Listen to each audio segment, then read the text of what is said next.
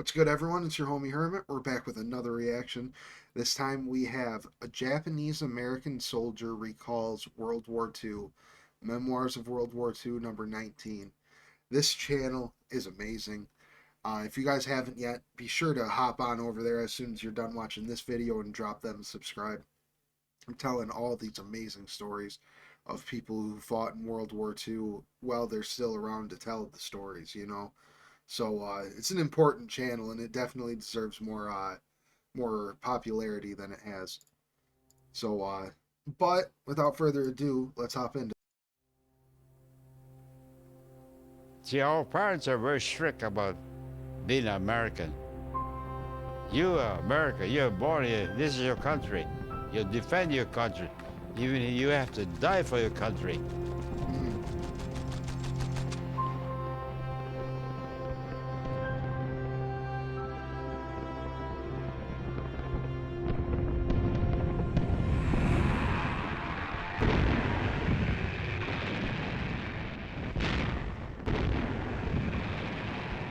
By the end of 1939, much of the Eastern Hemisphere was engulfed in war.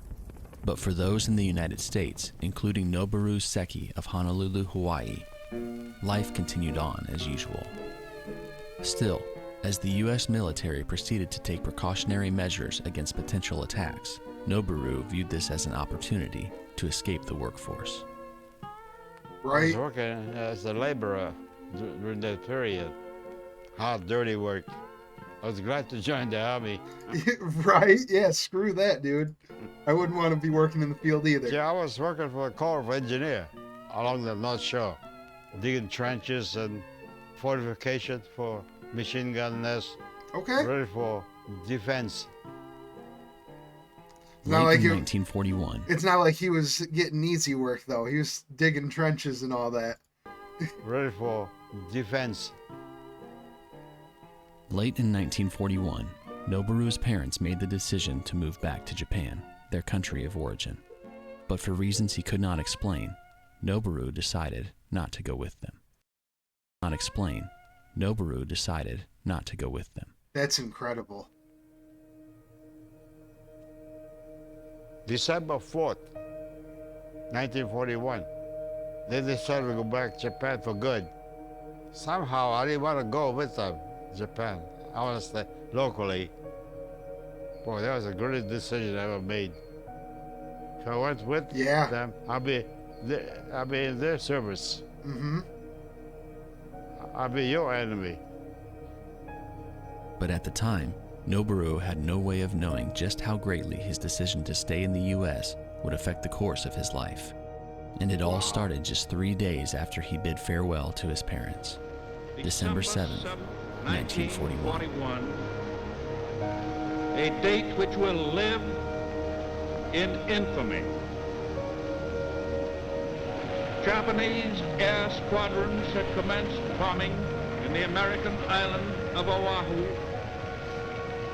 Japan has therefore undertaken a surprise offensive extending throughout the Pacific area.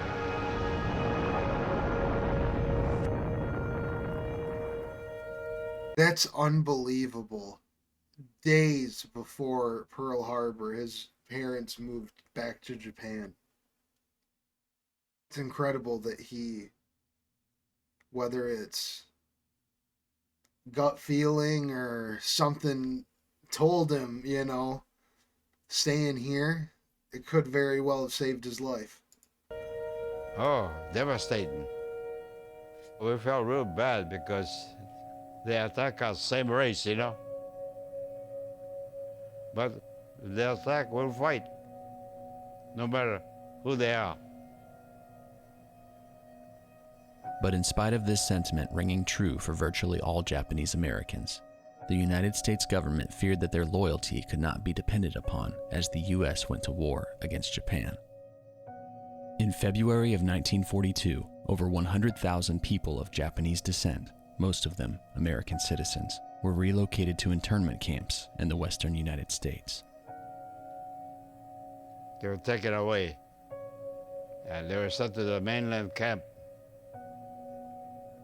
Nothing wrong with them. You know, they're a good citizen. right? Yeah, it's a Just sad where they were situation, from. you know.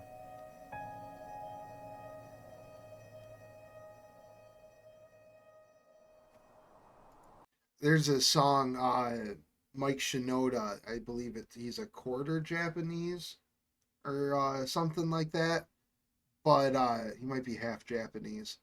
But he's got a song with one of his groups called Fort Minor called Kenji, and it's a song about his dad being in the internment camps as a kid.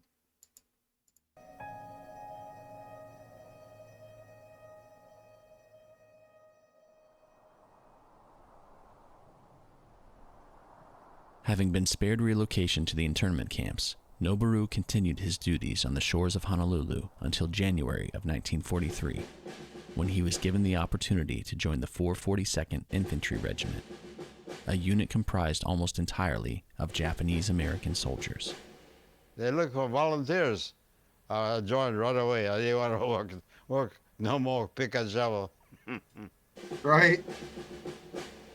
When we went to Mississippi, they never saw us kind of people down there. So we had a problem. It says, you're not black, you're not white, but you go where the white men go. Don't you ever go to a black area. But we went in spite. We didn't care. Yeah, human beings, you know. In Right. Hawaii, we got six, 7 different races. We get together fine. Right? I didn't think about that. In spite of segregation, racial inequality, and many people like himself detained in internment camps, Noboru was eager to prove his patriotism in battle overseas. I love my country. I'll defend my country, whatever.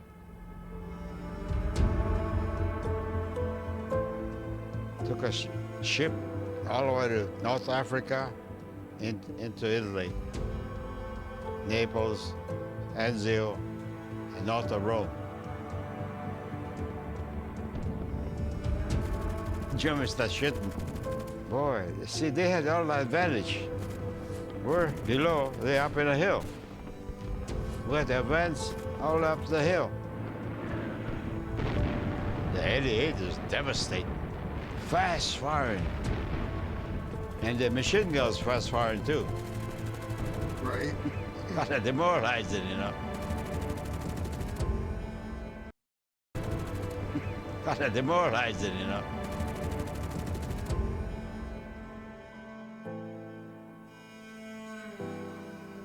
My lieutenant, the first night he got killed, poor thing.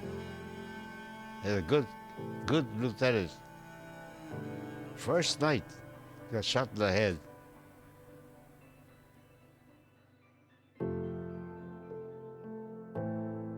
But as the 442nd made their way north through Italy, they showed themselves again and again to be a relentless unit, tenacious in battle, and an honorable representation of their country. Oh, yeah. Because at the end of the day, it doesn't matter if you're a Japanese American, an African American, a Mexican American, or a Italian American or Irish American. All that matters is that second part, that American. That's all that matters. Representation of their country. From north to Rome, all the way to Florence. We got the Germans running. We're small but mighty.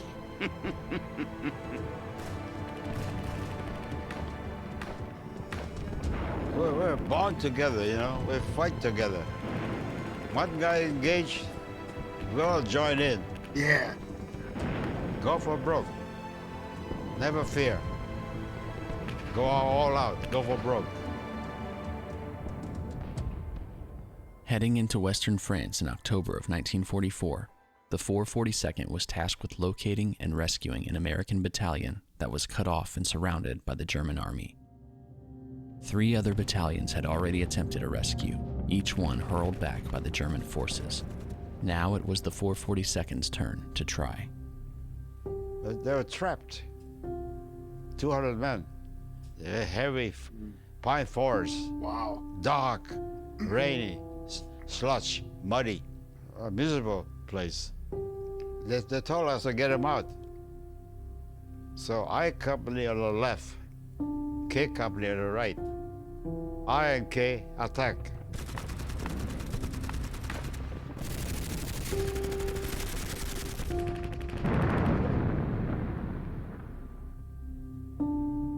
They got those Texas battalions saved, but they lost quite a few men there. The 442nd succeeded in rescuing over 200 soldiers of the lost battalion, but it came at a heavy price. More than 800 men were either wounded, captured, or killed in action. Onward we went, on top of the ridge, all the way to a place called B Fontaine. That night, we were on a reconnaissance, by 6 of us. We creep and crawl, looking for the enemy position. All of a sudden, machine gun fire, not knowing where the fire came from.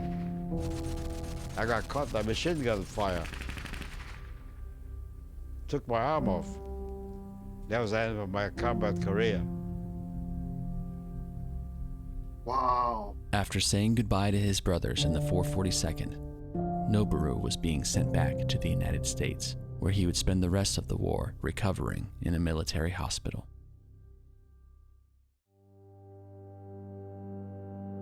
Over the course of the Second World War, the 442nd Infantry Regiment would become one of the most decorated units in U.S. military history, earning over 18,000 awards ranging from Bronze Stars to Medals of Honor. In spite of discrimination and racial inequality, they had gone above and beyond in proving their loyalty to their country, a country that, in spite of its flaws, Noboru continues to hold dear to this day. Right. We're treated like enemy, but after the war, they're treated like local people. Because we fought good. They know we fought good. See, our parents are very strict about being American. You are America, you're born here, this is your country. You defend your country, even if you have to die for your country. My Go for Broke Educational Center, we had a memorial there. Every Saturday, we had students come over. They explained about the war. I said, you're born in this country. No matter what happens, you have to defend your country. Go for broke. Even if it's not perfect, man, you got to, like he said, it's not perfect. But together we can make it a little bit more perfect. What happens? You have to defend your country. Go for broke.